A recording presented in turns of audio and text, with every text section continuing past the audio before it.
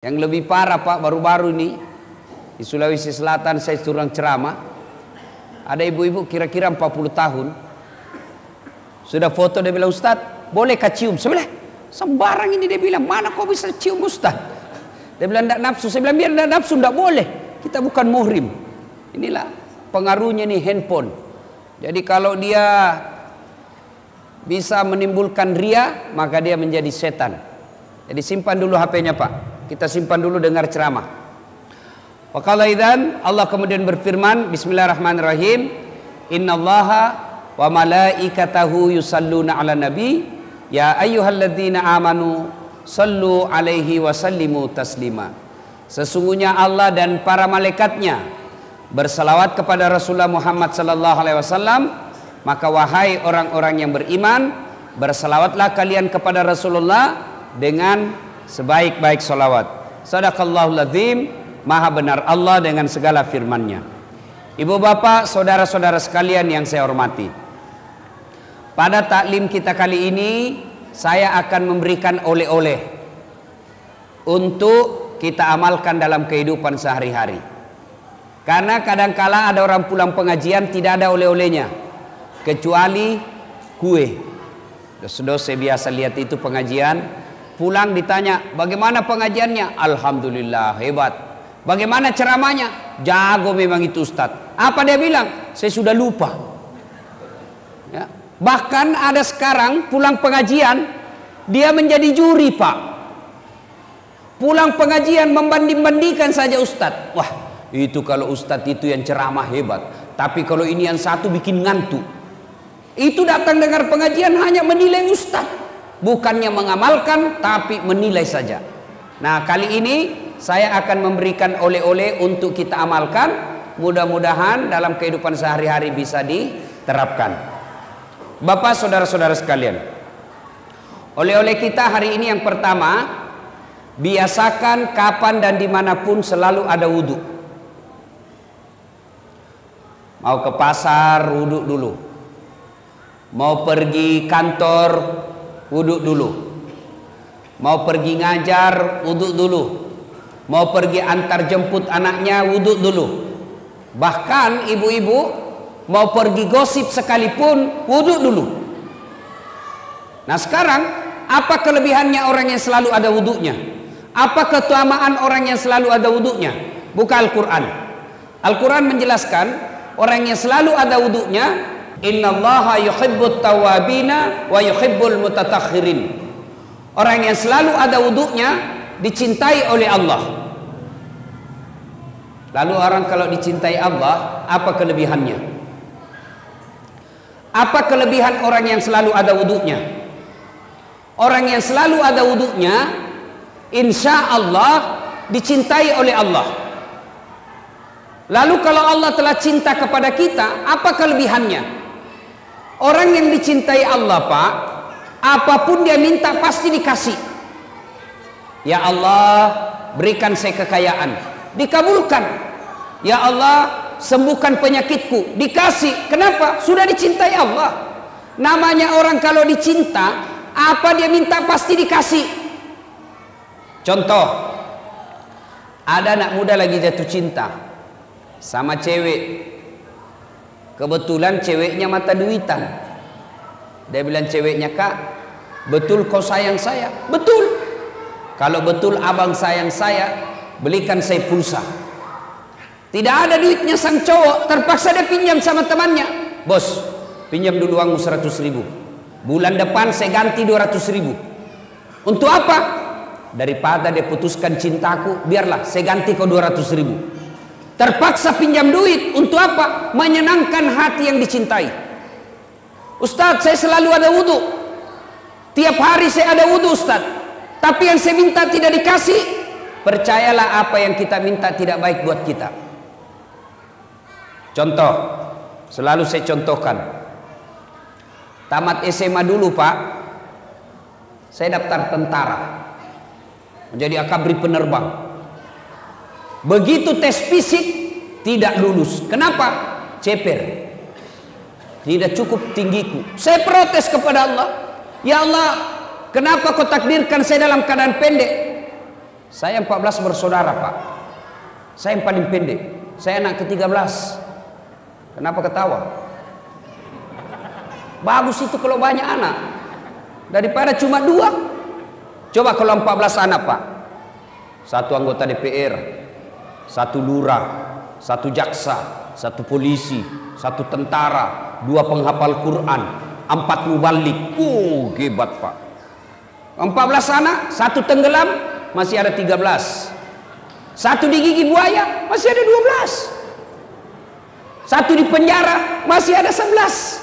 Tapi coba kalau cuma 2, 1 tenggelam, 1 di penjara, habis. Orang dulu itu banyak anak, banyak rezeki. Ibu saya sekarang Pak, tiap bulan 14 juta gajinya. Tiap bulan. Dari mana? 1 anak 1 juta. 14 juta dia terima 1 bulan. Kalah gaji pegawai Pak.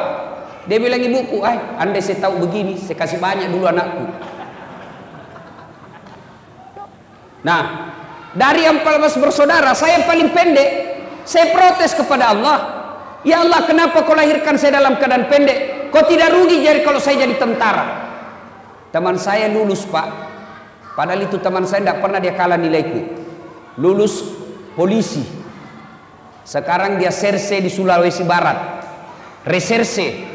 Sudah bunga-bunga dia di sini 2. Pakai baret merah. Saya lulus pakai baret putih. Tapi alhamdulillah dengan baret putih yang saya pakai, mulai baret hitam sampai baret putih, ku caramai kau semua. Allah kasih yang terbaik. Saya gagal jadi tentara, daftar lagi saya jadi dokter. 3 kali saya ikut UMPTN. Malah saya lulus di Sospol. Temanku yang jadi dokter, kira-kira 3 tahun yang lalu, saya telepon Ramadan, Dok, kembali lebaran sama keluarga? Tidak Ustadz. Rugi-rugi tuh cari uang gak kumpul lebaran sama keluarga. Apa dia bilang? Mahal Ustadz. Untuk sampai ke kampung 16 juta tiket. Dalam hatiku, alhamdulillah, untung saya tidak jadi dokter. Untung saya jadi ustadz. Sekarang saya keliling-keliling ceramah Pak. Allah kasih yang terbaik. Maka kalau mau dicintai Allah, biasakan ada wudhu. Kalau Allah telah cinta sama sampean, apa yang Bapak minta pasti dikasih. Kalau tidak dikasih, jangan sangka buruk. Pasti yang Bapak minta tidak baik buat Bapak. Anak daftar tentara tidak lulus, bukan di situ yang terbaik. Anak daftar PNS tidak lulus, bukan di situ yang terbaik. Percayalah, Allah memberikan yang terbaik. Yang kedua, orang yang selalu ada wudhunya. Setelah dicintai Allah, maka orang yang selalu ada wudhunya, insya Allah terpelihara dari dosa dan maksiat. Kok bisa? Contoh Pak, Bapak kalau ada wudhu kan tidak mau jabat tangan sama perempuan. Coba lihat, jangankan sama orang lain, sama istri sendiri kita tidak mau itu.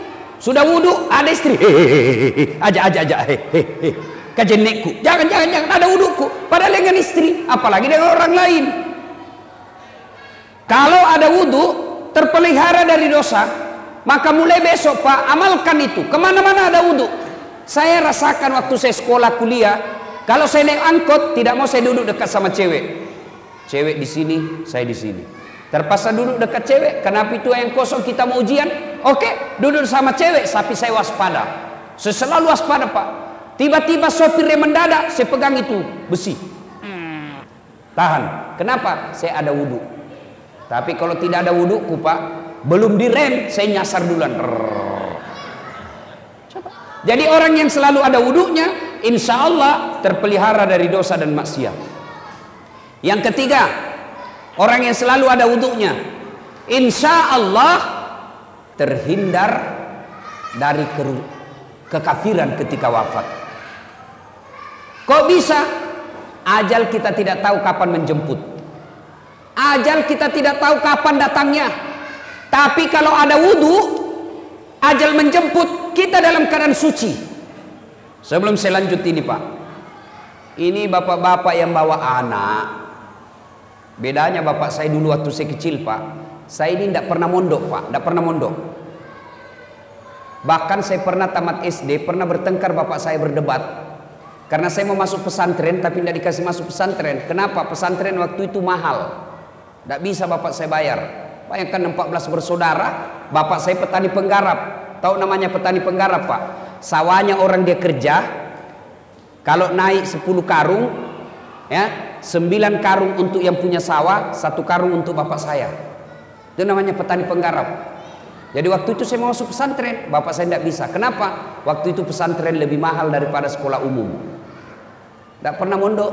Tapi bagaimana bapak saya kalau dia bawa saya ke masjid? Tudak kok, duduk kamu di sini, dengar itu ustaz ceramah. Maka saya dah tahu agama melalui masjid. Coba bapak-bapak bawa anaknya berkeliaran di sana. Itu bedanya kita orang Kristen, Pak. Itu orang Kristen kalau dia bawa anaknya ke masjid, dia ke gereja, dikasih duduk di sampingnya itu. Duduk kok, dengar pendetamu.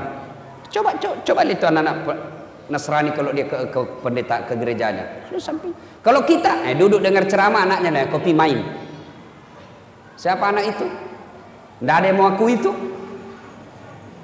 Coba, siapa anak? Tidak ada yang mau ngakui. Mestinya duduk di samping kita, dengar. Masa kalau ulang tahun anak kita mampu kita kasih hadiah, dengar ceramah kita tidak kasih hadiah.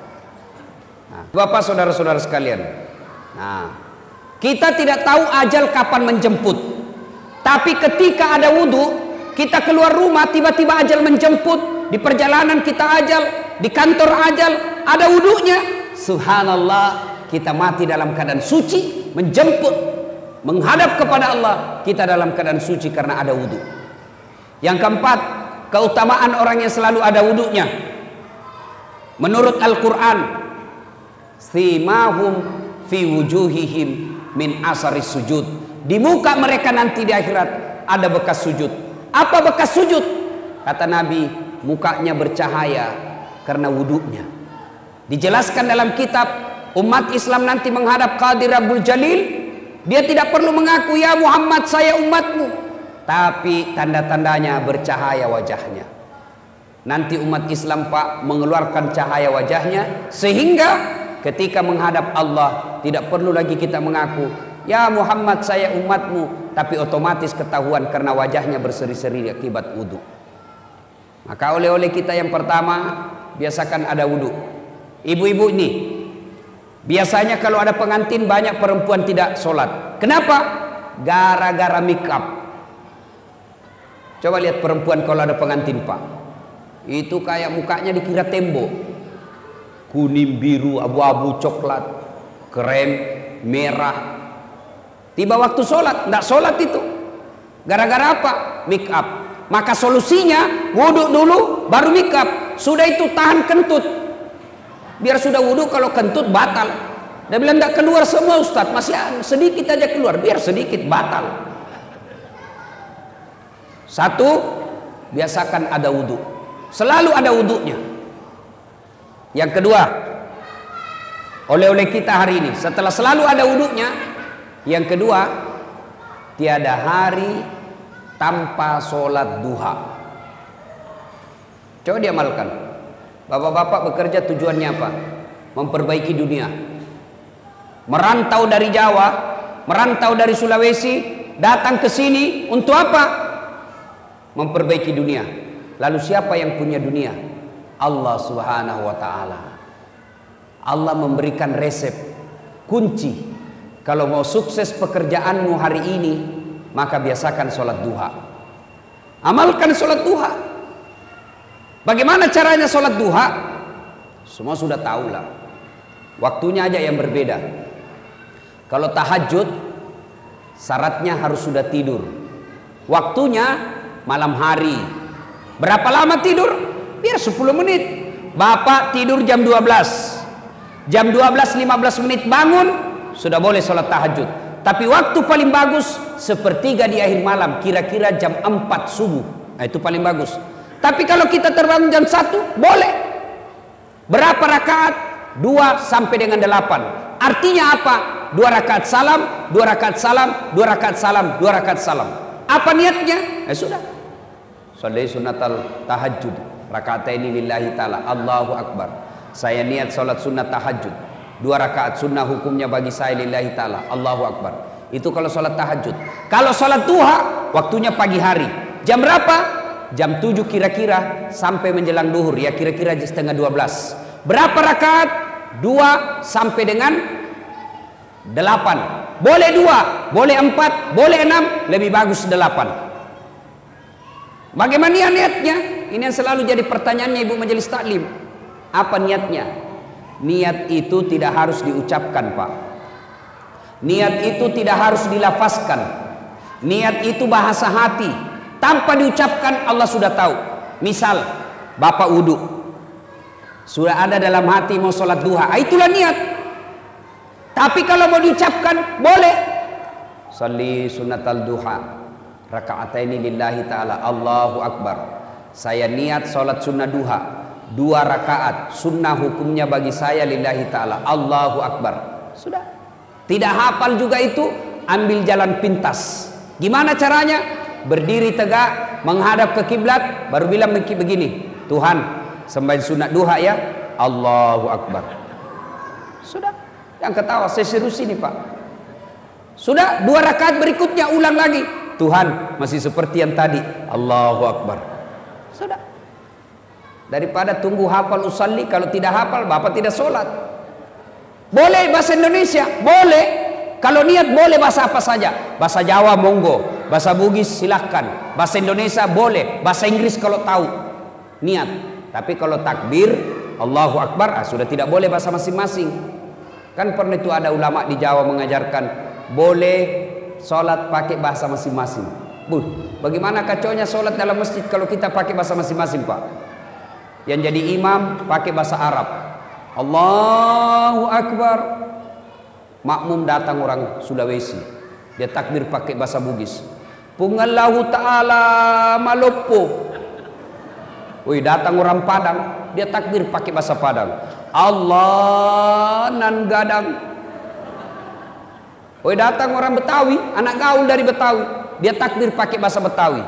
Allah gede banget gitu loh. Kan kacau sholat. Tapi kalau niat bahasa apa saja boleh. Saya niat sholat sunnah duha, sunnah hukumnya bagi saya lillahi ta'ala. Allahu Akbar. Sudah baca doa iftitah. Sudah baca doa iftitah, baca Al-Fatihah. Sunnah wa duha. Kalau tidak hafal surah apa saja, bahkan boleh tanpa surah pendek, boleh. Minimal selesai Al-Fatihah, minimal 1 ayat. 1 ayat, bukan 1 surah. Mana disebut 1 ayat? Waladhdallin. Amin. Bismillahirrahmanirrahim. Alif lam mim. Allahu Akbar. Boleh. Rakaat berikutnya waladhdallin. Amin. Bismillahirrahmanirrahim. Yasin. Allahu Akbar. Boleh. Tapi tentu beda pahalanya kalau Bapak panjang hafalannya. Kenapa? 1 huruf 7 pahala. Jadi makin panjang makin banyak pahalanya. Yang penting jangan baca yang Bapak tidak hafal. Wattini agak berat ini, Pak. Hafal-hafal setengah wattini, baku sambung dengan walasri. Atau al-kafirun, berat juga ini, Pak. Biasa mutar tidak mau sampai. Wala antum abiduna ma abud wala ana abidu ma abattum wala antum abiduna ma abud wala ana abidu ma abad wala antum abid wala ana abid.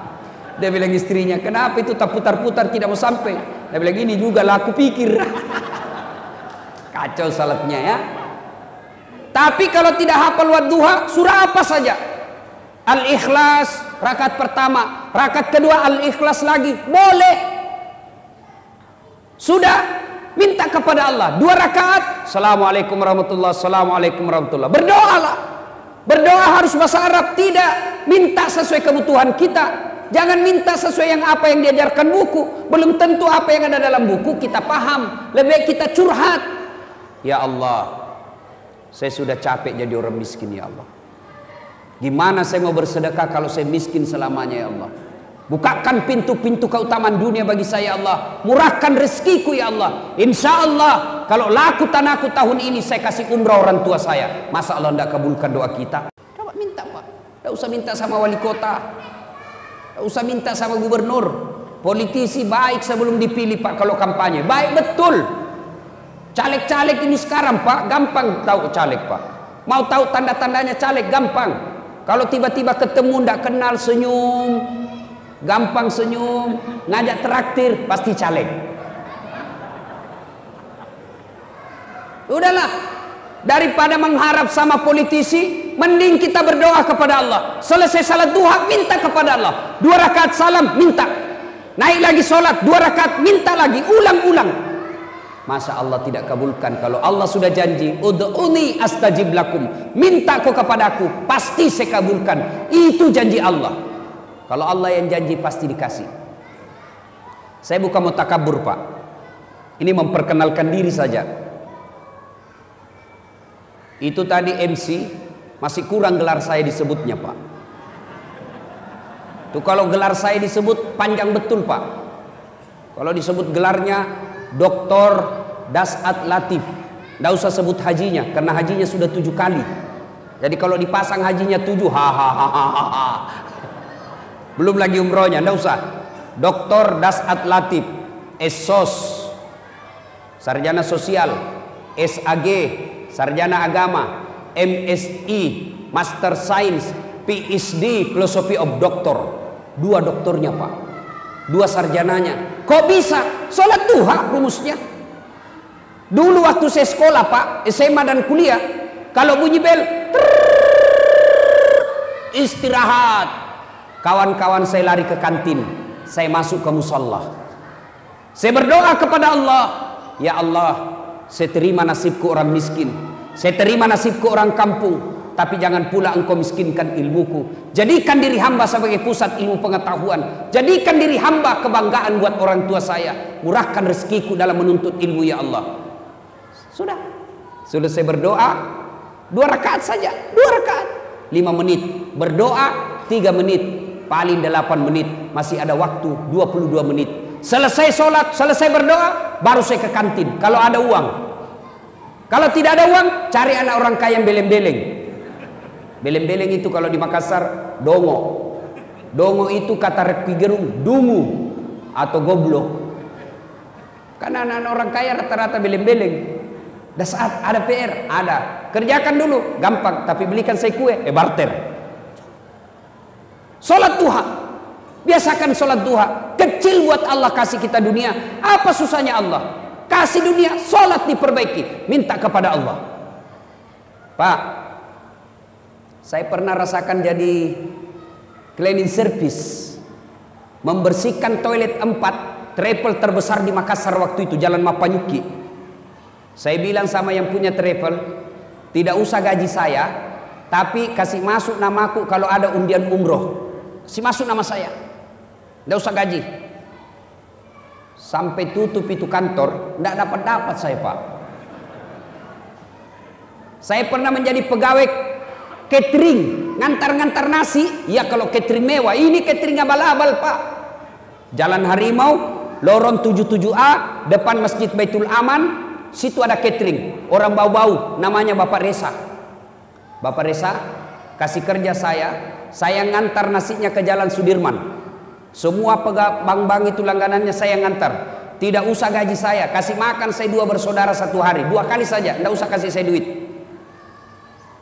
Saya pernah menjadi loper koran, ngantar-ngantar koran, selesai sholat subuh pakai sepeda BMX, dicuri lagi sepedaku. Saya pernah keluar dari kelas belajar Pak, waktu itu saya kuliah. Saya keluar dari kelas, ada kawan saya, senior saya, tunjukin saya. Dasat, tidak malu-malu kau itu. Apa? Bajumu cakar terus. Tahu cakar? Baju bekas. Itu kalau di toko resmi 100.000 satu, ini 100.000 7 masih bisa ditawar. Saya tidak marah, saya cuma bilang ya Allah, murahkan rezekiku, panjangkan umurku supaya saya bisa berbuat baik sama ini orang. Saya pernah rasakan itu Pak. Naik mobil dari kampung saya di Pindrang, kurang lebih 200 km. Naik mobil sampai ke Makassar, 8 jam berdiri. Kenapa? Bayar setengah. Kalau bayar full waktu itu 6.000, saya cuma bayar 2.000. Berdirilah saya Pak. paling siksa kalau tengah malam ngantuk. Saya rasakan itu berkali-kali. Demi Allah saya sering rasakan. Saya pulang sekolah, pulang kuliah, mau pulang kampung, ceritanya mau minta duit sama bapak saya. SPP waktu saya itu 92.000, 90.000 satu bulan, satu semester. Saya pulang kampung, begitu saya buka tutup nasi, nasinya saja mamaku dia cuma campur apa Pak? Garam, kasih minyak kelapa dengan kelapa muda, gabung-gabung itu garam, minyak kelapa dengan minyak dengan kelapa muda dicampur dengan nasi baru dimakan. Saya bilang sama adekku, ndak usah kau minta uang pembayaran. Kalau kau minta, bapak berpikir ibu stres belum tentu ada uangnya. Lebih baik kita senangkan perasaannya. Kenapa kau das? Tidak ji Pak, datang-datang saja. Padahal saya mau minta pembayaran, tidak jadi saya pulang. Saya sering rasakan jalan kaki. Tapi biiznillah, dengan izin Allah, tidak pernah lepas salat duhaku Pak. Saya pegang betul itu namanya salat duha untuk pintu dunia. Alhamdulillah. Kalau dulu saya menjadi pegawai catering, pegawai cleaning service supaya bisa umroh, alhamdulillah sekarang saya punya travel sendiri. Saya bisa umroh kapan saja saya mau. Bahkan mengumrohkan orang. Dengan izin Allah. Kalau dulu saya jalan kaki, alhamdulillah saya sudah punya mobil beberapa unit. Bahkan yang saya pakai sekarang Pak, belum cukup 5 di Makassar mobil seperti itu. Dengan izin Allah. Gimana rumusnya Ustaz? Sholat duha. Jadi bapak kalau mau baik anaknya, suruh sholat duha, pelihara dengan baik. Ibu-ibu, mau bantu suami cari nafkah? Mau ibu? Mau? Ibu ndak usah dagang kiri kanan, nanti difitnah orang. Wih, begitu suaminya pergi, dia pergi juga. Gimana caranya? Tinggal sholat duha di rumah. Suami pergi, ibu sholat duha 8 rakaat saja, paling lama setengah jam. Kadang-kadang ada juga 2 rakaat cuma 1 menit. Allahu Akbar, Allahu Akbar, Allahu Akbar, Assalamualaikum. Amin. Sudah. Saya tanya kenapa cepat sekali sholat duhamu? Saya sudah hafal Ustaz. Kalau soal hafal, kau bilang saja begini, Allahu Akbar. Tuhan, bacaannya sama kemarin. Assalamualaikum warahmatullahi. Sudah begitu saja. Sholat duha ibu. Selesai sholat duha, ibu menghadap kepada Allah. Salawat dulu supaya cepat doanya diijabah Allah. Ya Nabi salam alaika, ya Rasul salam, salam alaika. Sambil ibu bayangkan suami cari nafkah dorong-dorong gerobak, sambil ibu bayangkan jual-jual bensin suaminya, sambil ibu bayangkan lagi di sawah, sambil ibu bayangkan lagi di pasar suaminya cari nafkah, ibu salawat mengharapkan ridha Allah. Ya Nabi salam alaika, ya Rasul salam, salam alaika, ya Habib salam alaika, salawatullah alaika. Ini kalau saya di Sulawesi salawat begini semua jamaah ikut. Di sini dia lihat saya, bingung juga saya ini. Dia kira saya barangkali nyanyi. Ya Nabi salam, ya Rasul salam, salam alaika, ya Habib salam alaika, salawatullah alaika. Ada juga sudah saya dengar tidak dia hafal, dia cuma sudah bagus lah itu. Pak, ibu sudah sholat duha, selawat, minta kepada Allah. Tidak harus bahasa Inggris, tidak harus bahasa Bugis, tidak harus bahasa Arab. Bahasa apa? Bahasa ibu. Apa bahasa ibu? Bahasa sehari-hari kita. Bahkan boleh berdoa pakai bahasa isyarat. Bahkan paling ringkas boleh berdoa begini, ya Allah, Engkau sudah tahu apa yang ku mau, kabulkan ya Allah. Selesai. Paling ringkas itu. Puang, musen ni agak melo. Alena Paling gampang itu. Ya Allah, kasih saya yang saya mau ya Allah. Saya tidak tahu menyusun kata-kata ya Allah, tapi Engkau tahu apa yang ku mau. Kabulkan cepat ya Allah. Selesai. Daripada bahasa Arab tidak ditahu artinya, bingung malaikat. Amin ya. Dia bilang, malaikat apa maksudnya ini ibu? Mau minta rezeki, dia disuruh kawin lagi suaminya. Silakan minta kepada Allah. Doa selesai sholat duha, dengar baik-baik bu. Bahasa Indonesia.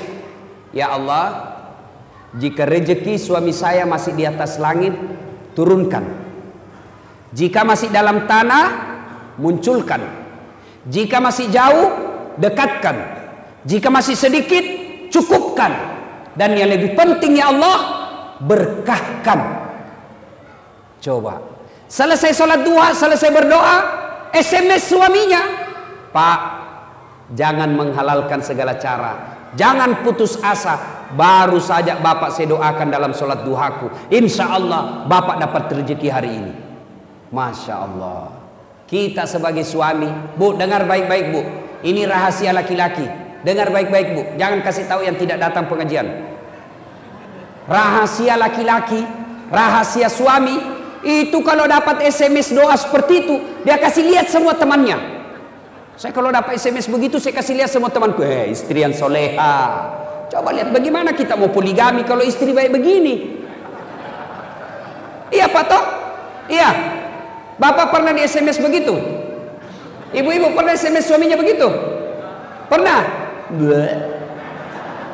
Paling SMS-nya, Pak, jangan lupa singgah beli beras. Pak, jangan lupa singgah beli telur. Padahal tentara suaminya singgah beli telur. SMS lah suaminya sekali-kali dengan doa. Bagaimana suami tidak mau cari ganti kalau ibu tidak pernah sholat duha? Suami tiba-tiba ada berita, bu, SMS temannya ibu, bu, saya lihat suaminya bonceng cewek, gelisah. Maka istri yang baik, dia bangun atau dia sholat duha, sholat hajat, minta pertolongan kepada Allah. Ya Allah, Engkau yang mengatur rasa cinta dalam hati suamiku. Palingkan hati suami saya, bikin dia pusing kepalanya kalau dia tidak lihat saya 2 jam. Pulang lagi tiap 2 jam, pulang lagi, pulang lagi. Ya ibu, sholat duha. Pak, punya anak SMA, SMP, ajari sholat duha. Bapak harus tahu jam berapa istirahatnya. Istirahat anak, telepon dia Pak. Nah, sudah sholat duha? Belum Pak? Tutup ya. Sholat dulu nak ya. Sebentar Bapak telepon lagi. 10 menit kemudian telepon lagi. Jangan berhenti sebelum dia bilang sudah. Sudah. Kewajiban Bapak mengawasi anak sudah bagus. Coba, bagaimana anaknya mau sholat duha, bapaknya aja tidak. Coba jangan remeh itu sholat Pak. Kecil buat Allah kasih Bapak. Apa susahnya Allah kasih yang kita mau? Kalau Allah yang mau kecil ini dunia, gimana caranya? Perbaiki sholat. Saya kasih logika sederhana. Ada enggak manusia tidak punya masalah Pak? Ada? Kira-kira ada di sini tidak punya masalah?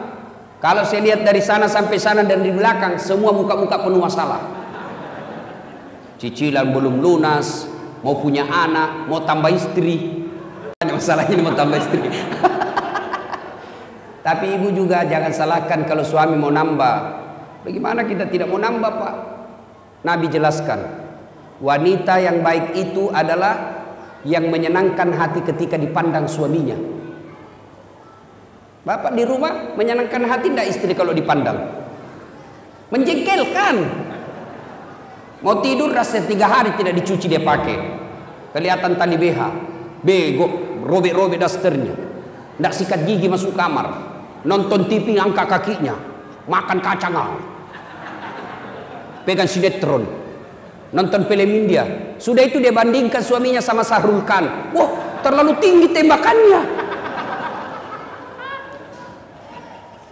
Gendut. Malas masak. Menguap aja kerjanya. Kita nonton cewek-cewek cantik di sinetron, kita lihat istri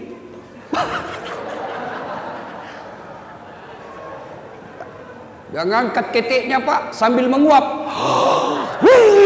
Bagaimana suami tidak tekanan batin? Bu, lain kali kita bahas bagaimana menjadi istri yang soleha. Nah, ibu bapak, saudara-saudara sekalian, ada enggak rumah tangga tidak ada masalahnya? Ada? Jangankan kita Pak, Nabi ada masalah dalam rumah tangga. Saya kasih contoh. Pak, istri cantik. Kira-kira istri cantik masalah apa bukan? Masalah Pak. Kenapa? Digoda orang. Apalagi kalau suaminya jelek. Wow, lebih masalah lagi itu Pak. Berarti bagus kalau suami jelek, istri jelek Pak. Istri cantik masalah. Berarti bagus kalau istri jelek. Istri jelek dihina orang Pak. Kita lagi yang malu jalan sama dia. Duluan aja Bu, saya menyusul. Kenapa? Jelek. Istri cantik masalah, istri jelek masalah. Berarti bagus kalau tidak ada istri. Lebih masalah lagi Pak. Berarti bagus kalau banyak istri. Wow, lebih masalah. Ditelepon kita sama tetangga, Pak, ada istrimu di sini, istri pertama sama istri kedua waktu tarik rambut di pasar. Jauh masalah. Ada istri masalah, tidak ada istri masalah, jelek istri masalah, cantik istri masalah. Semua masalah Pak. Ini adik-adik mahasiswa, bapak-bapak yang sudah kerja. Waktu kuliah apa masalahnya? Kira-kira waktu kuliah apa masalahnya? Mau jadi sarjana. Sudah sarjana selesai masalahnya? Belum. Mau dapat kerja pegawai. Sudah jadi pegawai selesai masalahnya? Belum. Muncul masalah baru. Mau kepala bagian. Sudah jadi kepala bagian selesai masalahnya? Tidak. Mau jadi kepala dinas. Sudah kepala dinas selesai masalahnya? Belum. Muncul masalah baru. Mau jadi sekda. Sudah jadi sekda selesai masalahnya? Tidak. Mau jadi bupati. Sudah jadi bupati selesai masalahnya? Tidak. 2 periode dong. Ayo. Sudah 2 periode selesai masalahnya? Belum. Mau jadi gubernur. Dulu apa masalahnya? Mau punya mobil. Sudah punya mobil selesai masalahnya? Tidak. Cicilannya kasih pusing. Sudah lunas selesai masalahnya? Tidak. Jelek lagi dilihat mobilnya. Tidak ada orang tidak ada masalahnya Pak. Ustadz tidak ada masalahnya? Banyak masalahnya Pak. Kadang-kala ditipu, kadang-kala diundang seada-adanya, diundang pakai motor tua. Saya pernah diundang jemput pakai Vespa tua Pak, ribut sekali, tung. Saya bilang hehehe, kasih mati itu motormu, kau ganggu komplek. Dia bilang kalau dikasih mati Ustaz tidak mau menyala. Motor tua Pak, buru-buru Ustaz, naiklah saya, tak kipas-kipas saya punya sarung. Dia paksa jalan motornya, motor tua Vespa. Dalam hati saya mati betul mesinnya. Pas mati dia berdiri baru dia bilang minta maaf Ustaz, tolong dulu dorong. Itu masalah Pak. Ustaz masalah, pegawai negeri masalah, tentara masalah, semua orang ada masalah. Nabi pun ada masalahnya. Dalam rumah tangga beliau pernah kelaparan 3 hari sehingga Hasan Hussein pucat. Lama tidak makan, cuma minum. Coba. Dalam rumah tangga romantis, Nabi pernah difitnah Aisyah selingkuh. Dalam rumah tangga kekeluargaan, beliau Rasulullah diusir oleh pamannya, pindah dari Mekah ke Madinah. Siapa yang usir? Abu Lahab dengan Abu Sufyan, sepupu satu kalinya Nabi. Coba. Semua ada masalah Pak, apalagi kita. Berarti masalah itu bukan masalahnya. Masalah kita bukan masalah itu, tapi masalah kita adalah bagaimana cara mengatasi masalah. Itu yang jadi masalah. Bagaimana cara mengatasi masalah? Mengatasi masalah tanpa masalah. Oh, tahu juga orang Pegadaian di sini ya. Nabi ada masalahnya, beliau bagaimana solusinya? Ambil wudhu, sholat hajat 2 rakaat, ngadu kepada Allah. Itu Nabi ada masalah, beliau wudhu, ngadu kepada Allah. Kalau kita ada masalah, ambil Facebook, update status, teganian kau, rindu sama suaminya, di mana di kau? Mau malam, update status, kesepian banget, disleding sama temannya, boleh juga tuh diganti. Selingkuh berawal dari Facebook. Ini kita ini kan selalu berdoa, Pak. Manusia akhir zaman rajin berdoa. Berdoanya di mana? Di status. Sibuknya itu Tuhan mau baca statusmu. Mengadu kepada Allah. Salat duha, salat hajat, minta kepada Allah. Kalau Allah yang kabulkan, kecil. Dua bapak saya tanya, ada yang pernah tidur di sini 24 jam tidak pernah bangun-bangun? Ada? Ada enggak yang pernah tidur di sini Pak 2 hari tidak pernah bangun-bangun? Ada? Kecuali pingsan atau koma. Tidak masuk akal. Tapi kalau Allah yang mau, ada manusia yang tidur bukan 2 hari, bukan 1 bulan, bukan 1 tahun, bukan 100 tahun. Berapa? 309 tidur tidak pernah bangun-bangun. Ashabul Kahfi buka Quran. Tidak masuk akal, tapi kalau Allah mau jadi. Sini saya tanya, ada tidak manusia bisa hidup kalau dibakar api yang sangat besar? Kira-kira bisa? Bisa tidak? Tidak mungkin, pasti mati kalau dibakar api. Tapi kalau Allah yang mau, Ibrahim alaihissalam dibakar dalam api yang sangat besar, keluar kedinginan. Kalau Allah mau. Tidak percaya? Buka surah Al-Anbiya.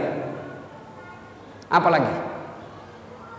Pak, perempuan tidak pernah disentuh laki-laki, bisa hamil tidak? Perempuan tidak pernah disentuh laki-laki, bisa hamil? Tidak mungkin kata ilmu kedokteran. Tapi kalau Allah yang mau, Siti Maryam, wanita suci, tidak pernah disentuh laki-laki, lahir Isa alaihissalam. Coba kalau Allah mau.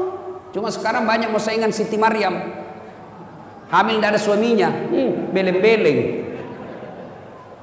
Kalau Allah yang mau, tidak ada mustahil. Maka Allah cuma minta ista'inu bis-sabri was-salah. Perbaiki sholat. Ada sakit asam urat di sini? Ada? Prostat, kolesterol, gula, kecil buat Allah, kecil. Kecil buat Allah sembuhkan itu. Gimana caranya? Jangan ke dokter dulu, ngadu dulu kepada Allah dalam sholat tahajud, baru ke dokter. Memangnya dokter yang sembuhkan kita? Bukan dokter yang sembuhkan. Siapa yang sembuhkan? Allah. Kalau dokter yang sembuhkan, mestinya tidak ada dokter yang sakit. Tapi buktinya mantan Menteri Kesehatan Republik Indonesia meninggal gara-gara penyakit. Menteri Kesehatan, Pak, mestinya tidak sakit meninggalnya. Sakit, Pak.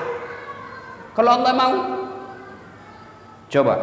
Dan sampai detik ini, mohon maaf kalau ada dokter di sini, sampai detik ini saya belum pernah dokter yang hebat, ketemu dokter yang hebat. Kenapa? Begitu saya ke dokter, saya juga yang kasih tahu penyakitku. Iya toh? Assalamualaikum dok. Waalaikumsalam. Kenapa Ustaz? Mas Ustaz, kenapa Ki Ustaz? Ini tidak enak rasa perutku, menceret-menceret. Kenapa bisa? Dalam hatiku, urusanmu ke dokterku. Tapi kan tidak.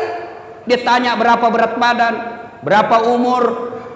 Kenapa? Beda umur, beda berat badan, beda dosis obat. Kenapa disuruh? Nah ini obat, datang lagi 3 hari akan datang. Kenapa? Apa dokter mau duit? Bukan. Kenapa? Mau dilihat efeknya ini obat, cocok apa tidak. Kalau tidak, ganti obat. Tapi Allah, tanpa Bapak beritahukan, Allah tahu apa penyakit Bapak. Maka lebih minta kepada Allah. Nah, kalau urusan dunia, adik-adik, kecil ini dunia. Kecil buat Allah kasih kamu insinyur, kecil buat Allah kasih mobil, kecil buat Allah lunasin utang. Caranya apa? Ngadu kepada Allah, sholat diperbaiki. Gimana mau baik dunia kita? Kita anggap renteng itu sholat. Tak mungkin. Jadi rumusnya perbaiki sholat. Gimana mau sholat duha 5 waktunya saja bolong-bolong? Saya kasih contoh. Kenapa hidup kita tidak susah seperti ini? Susah betul lunas utang, susah punya rumah, susah punya mobil, susah punya anak yang baik. Kenapa? Karena kita jauhi Allah. Contoh, suatu ketika saya pergi mencukur, gunting rambut. Yang cukur saya antara laki-laki dengan perempuan. Tahu kan makhluk seperti ini? Calabai. Saya bilang wandu, wanita doraka. Laki bukan, perempuan bukan. ACDC. Makhluk seperti ini kan cerewet Pak. Waktu dia cukur saya cerewet betul. Semua dia komentar. Saya diam-diam saja dengar. Nanti saya tersinggung waktu dia bilang, Ustadz, saya tidak percaya Tuhan Maha Pengasih. Langsung saya pukul tangannya. Hah? Sembarang dia bilang ini bencong. Kenapa bilang begitu? Kalau Tuhan Maha Pengasih Ustadz, kenapa ada peminta-minta di jalan? Dalam hatiku, benar juga ini orang. Tapi tidak usah diajak ke debat. Apa gunanya jenis kelaminnya aja tidak jelas. Bikin habis-habis kuota. Keluarlah saya. Pas saya keluar ketemu orang gondrong. Tahu gondrong kan? Saya panggil, ini jawabannya. Saya panggil itu gondrong, sini dulu. Kau ikut sama saya kasih kau 50. Ikutlah dia. Saya kembali ke salon itu. Assalamualaikum. Waalaikumsalam. Kenapa lagi Ustaz? Sini dulu, Deng. Saya tidak percaya ada tukang cukur di sini. Sembarang Ustaz bilang, itu barusan kait syukur kau. Saya tidak percaya ada tukang cukur. Kalau ada tukang cukur di sini, kenapa ada di gondrong? Begitulah kita Pak. Dia bilang ini tukang cukur. Dia gondrong karena dia tidak datang. Coba kalau datang, saya gondol Ustaz. Gimana kita tidak punya masalah? Kita tidak pernah datang kepada Allah. Kita berdoa, ya Allah perbaiki hidupku. Ya Allah muliakan usiaku. Ya Allah persempurnakan hidupku. Ya Allah angkat derajatku. Ya Allah muliakan bisnisku. Allah jawab, oke, sini kau kalau mau. Hayya alal falah, sini. Saya kasih kau kemenangan. Tapi apa jawaban kita? Tunggu. Pantas hidup kita susah. Tuhan disuruh menunggu. Makanya Bapak perbaiki sholat. Biar dia tidak insinyur. Kalau baik sholatnya aman dunianya Pak. Tapi kalau tidak beres sholatnya, tinggi sekolahnya, kurang ajar. Coba lihat anak-anak sekarang Pak. Sopan sama cowoknya. Kalau sama cowoknya, terserah abang aja deh. Saya ikut aja. Mana yang abang menurut cocok. Itu sama pacarnya. Sama bapaknya kurang ajar. Mana buktinya? Periksa HP-nya anak-anak bapak di rumah. Kira-kira siapa wallpapernya Pak? Anak-anak bapak di rumah buka handphonenya. Siapa gambarnya di sini? Gambarnya bapaknya. Anak mahasiswa saya periksa. Wih, gagah betul cowoknya Pak. Wih, gagahnya cowokmu dek. Dia bilang enggak, galungnya ini Ustadz. Siapa ini? Lee Min Ho. Oh, siapa ini Lee Min Ho? Artis Korea. Oh, artis. Dia kenal kok. Tidak Ustaz. Pernah kau di SMS? Tidak. Pernah kau dikirimi pulsa? Tidak. Bodoh. Ganti itu. Bapakmu di situ kau pasang. Bapakmu kasih sekolah kau. Hapus itu. Ganti mau fotonya bapakmu. Dia hapus. Tunggu paling Ustaz. Dia cari fotonya bapaknya. Oh tidak ada Ustaz. Sudah dihapus. Bapak ibu saudara-saudara sekalian, perbaiki sholat. 5 waktu cukup. Sempurnakan dengan sholat duha. Ini oleh-oleh yang kedua. Perbaiki sholat. Yang ketiga, tiada hari tanpa bertaubat. Taubat itu apa berkaitan dengan dosa? Tidak. Kalau taubat hanya berkaitan dosa, maka Nabi tidak usah bertaubat. Nabi tidak perlu istighfar. Kenapa? Nabi tidak punya dosa. Bahkan dijamin oleh Allah, ya Muhammad, kalau ada dosamu, aku telah ampuni dosa-dosamu. Tapi apakah Nabi tidak pernah istighfar? Sekali beliau duduk, 100 kali istighfar. Astagfirullahaladzim. La ilaha illa anta subhanaka inni kuntu minadz dzalimin. Satu ketika Imam Ahmad tahu Pak, muridnya Imam Syafi'i. Imam Syafi'i mengajarkan kunut, Imam Ahmad tidak. Suatu ketika Imam Ahmad bercerita, saya tidak tahu kenapa saya rindu sekali mau ke Basrah. Tinggal di Baghdad, ibu kota Irak, tapi mau sekali ke Basrah. Ibaratnya tinggal di Jakarta, rindu dengan mau ke Bogor. Padahal di Bogor tidak ada keluarganya, tidak ada sahabatnya. Imam Ahmad berkata, saya tak tahu kenapa saya rindu betul mau ke Bogor, mau ke Basrah. Akhirnya menjawab kerinduannya Imam Ahmad safar. Dia jalan, musafir ke Basrah. Sampai di Basrah, Imam Ahmad malam selesai sholat Isya, ngantuk capek, mau tidur di masjid. Dilihat sama marbot, penjaga masjid. Kata marbot, Syekh, tal, pergi. Dia tidak tahu siapa ini diusir. Karena waktu itu belum ada foto. orang umumnya tahu namanya tapi tidak kenal wajahnya. Tahu Imam Ahmad tapi tidak kenal wajahnya. Ya saya keluar, tidak boleh tidur dalam masjid. Ini juga panitia masjid, Pak. Jangan larang orang tidur dalam masjid. Siapa tahu gara-gara dia tidur di masjid dapat hidayah. Yang dilarang dalam masjid itu bukan tidur. Yang dilarang apa? Ngiler. Kalau dia bisa tidur tidak ngiler, sudah. Bagaimana caranya? Suruh menghadap ke atas. Atau dia kasih bantal ininya.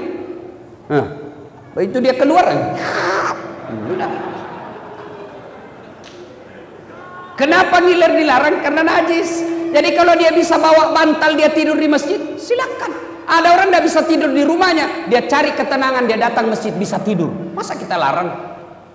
Saya sudah berapa kali ke Masjidil Haram, Masjid Nabawi, tidak ada ditulis dilarang tidur. Sudah tidak apa-apa, Pak.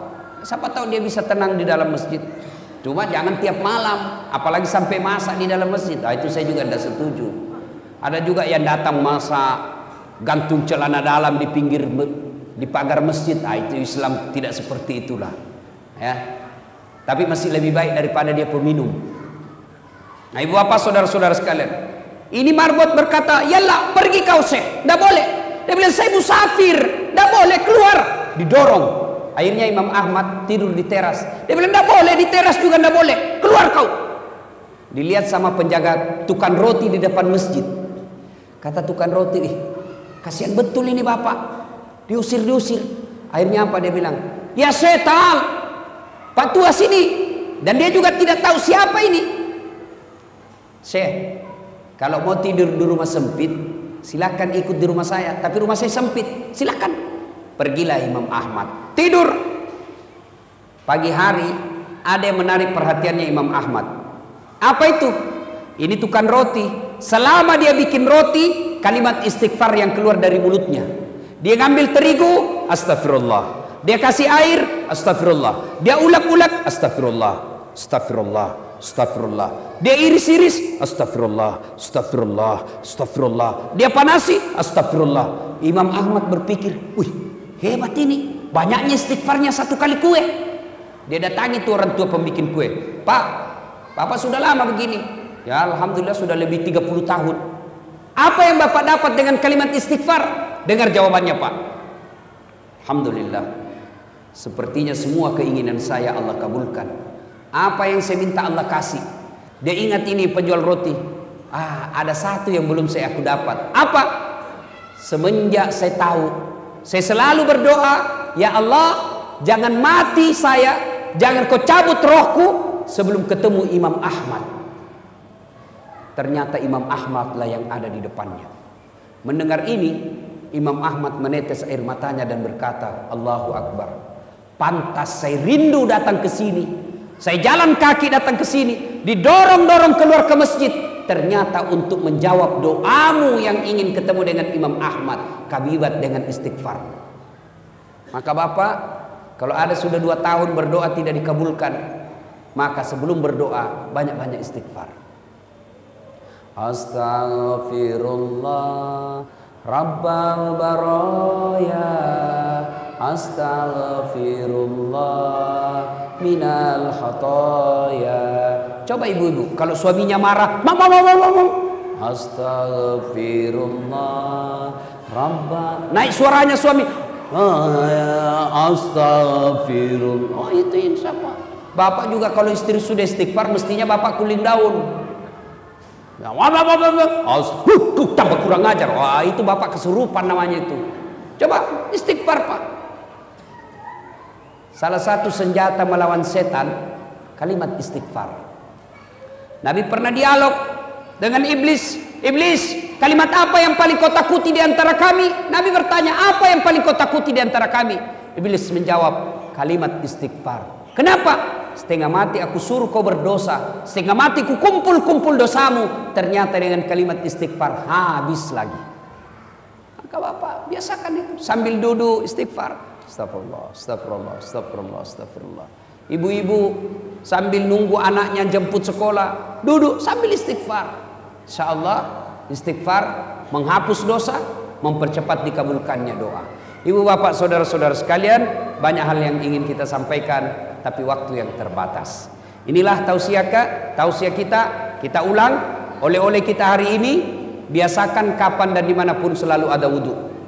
Yang kedua, tiada hari tanpa sholat duha. Sempurnakan sholat 5 waktu, lengkapi dengan sholat-sholat sunnah.